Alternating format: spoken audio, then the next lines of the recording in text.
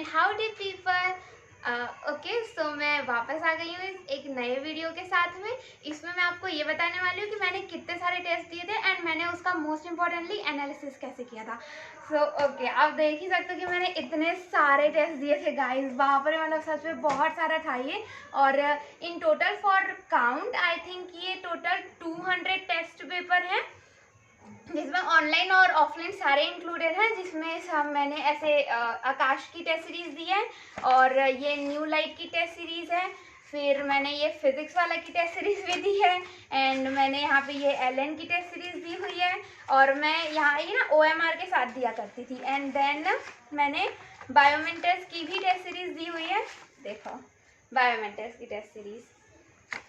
तो okay, so मैं बताती हूँ कि मैं इसका एनालिसिस करती थी। जैसे कि यहाँ पे सबसे पहले आप देख सकते हो कि ये एक कॉपी है जिसका नाम मैंने बनाया हुआ था गलतियाँ सिखाती है, मिस्टेक कॉपी, और जिसके आगे पी मैप लिखा हुआ है। इसमें मैं ये किया करती थी कि जो भी टेस्ट मैंने दिया है, टेस्ट के बाद में ऐसे हम ऐसे खोलेंगे तो हमें पता चल जाता है ना कि हमने क्या क्वेश्चन लिखा है और उसमें क्या हमने अटेम्प्ट किया है, तो वो मैं टिक मार्क कर लेती थी। उसके बाद मैं ना ऐसे कॉलम बना के रखा हुआ था हर चैप्टर के लिए, मतलब इस कॉपी में ऐसे चैप्टर वाइज ऐसे डिवाइडेड है सारे चैप्टर्स के लिए। तो सारे चैप्टर वाइज मैंने एक चैप्टर में जितनी गलतियां हुई है ना वो सारे एक ही पेज में लिखे होते थे। जैसे कि अगर मैं एग्जांपल में बताऊं तो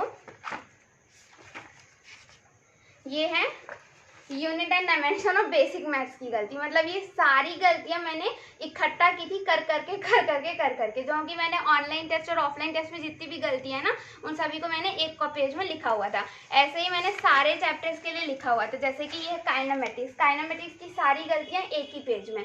तो ऐसे तो मैं लिख देती थी, लेकिन कुछ चीज़ें होती है जो हमें ऐसे फैक्चुअली या फिर काफ़ी सारी गलतियों की ना कैटेगरी हुआ करती है, तो वो गलतियों की कैटेगरी को स्पेसिफाई करने के लिए मैं ऐसे अलग अलग पेन का यूज करती थी। और मैंने एक और पेपर बना के रखा था एक चार्ट टाइप से, जिसमें मैं लिखती थी कि मैं ऐसे हर दिन कितने क्वेश्चन सॉल्व कर रही हूँ। मेरा टारगेट होता था कि मैं हर दिन 360 क्वेश्चन सॉल्व करूँ, जो कि पॉसिबल नहीं था। तो मैं हर दिन कभी 360 क्वेश्चन करती नहीं थी, लेकिन फिर भी इतना तो रहता था कि मैं फिजिक्स में 50 क्वेश्चन, केमिस्ट्री का 50 क्वेश्चन और बायो का 100 क्वेश्चन करती ही थी। वो मतलब 200 क्वेश्चन का तो एवरेज मान के ही चलो हर दिन का।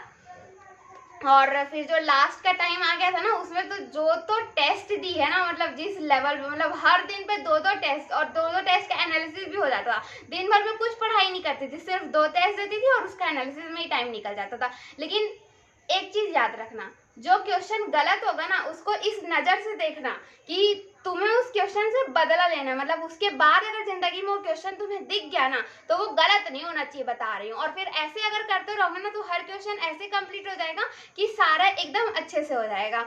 तो मेरे को बस ये बताना था कि हाँ, इतने सारे टेस्ट दिए हैं मैंने, खुद ने दिए हैं, और एक्चुअली देना पड़ता है क्योंकि ये एग्ज़ाम बहुत बड़े लेवल का है और सच में बहुत ज़्यादा मेहनत करने की ज़रूरत है। तो प्लीज़ मेहनत करने से डरो मत। अगर आप जी लगा के करोगे, एकदम जान छौंक दोगे इस पेपर में ना, तो आपको रिजल्ट ज़रूर मिलेगा, क्योंकि शिवा देख रहा है।